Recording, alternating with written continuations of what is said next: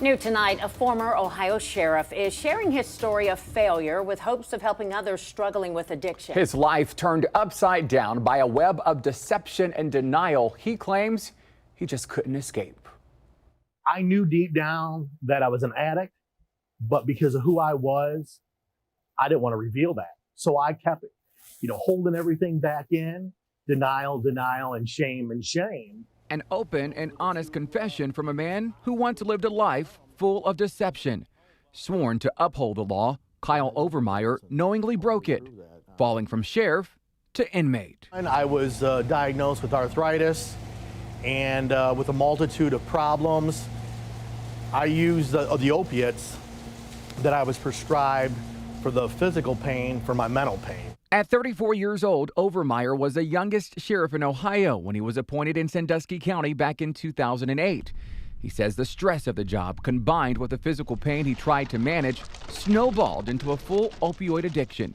I ended up deceiving doctors, stealing pills from the take-back box at the sheriff's office to feed my addiction, and ended up getting me 4 years in prison. Suddenly, Overmyer was on the other side of the law, forced to deal with his addiction head on. Some would say, in your position as being a sheriff, you are a hypocrite. And I can see some people saying that, but unfortunately, when a man or a woman wears a badge and a uniform, they are held to a higher standard, which then it holds you back from showing your weaknesses. Who would ever have thought that the sheriff of the county would be an addict? And Overmyer isn't alone. Studies show a correlation between high-stress careers like law enforcement and substance abuse, with as many as 30% of first responders struggling with some type of addiction. I'd like to say putting bricks in a wheelbarrow. You put these bricks in a wheelbarrow after every time you have experienced a traumatic incident. After a while, 3, 4, 5 years, 10 years, that wheelbarrow is going to topple over. Dr. Ron Rufo is a retired Chicago police officer and author who spent 22 years on the force. He says many officers are suffering in silence, internalizing their feelings because of a stigma that guilts them into masking their emotions, which he claims often starts at the academy. You had to be a tough guy. You had to have that, nothing's going to bother me attitude. I am strong. I can't be the weak link in the chain.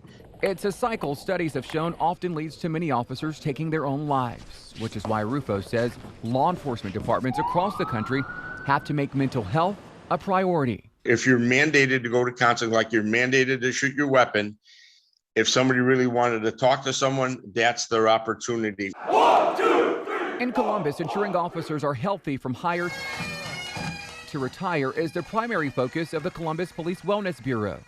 Every officer has seen what other humans can do to each other that's horrible, and those just pile up. And if it's not addressed or talked about or therapy used, it can really take a toll on an officer's mental psyche. Commander Dave Hughes oversees operation at the Bureau, which has been up and running for roughly 2 years. It provides officers with access to various resources, offering help with grief, stress, and addiction, using peer assistance, trained professionals, and even a therapy dog. We make sure here that an officer who is struggling, if they're not fit for duty, we're not going to have them on the street. We're going to put them at a desk. We're going to put them somewhere where they can get their head right, because as you know, somebody who's hurting internally could hurt others externally. Hurt is what Kyle Overmyer admits he did to many while feeding his addiction. But now, he's a changed man. That Kyle Overmyer, the way I look at it, who was back in, 2016 getting sentenced, I don't know him anymore. I'm not waking up every morning wanting to take those pills. I'm waking up every morning wanting to help somebody. Sober now for 6 years, out of prison for more than 1. Overmyer says his mission now is to use his story of defeat and salvation to empower other addicts to make the right decision. Sobriety is a beautiful thing.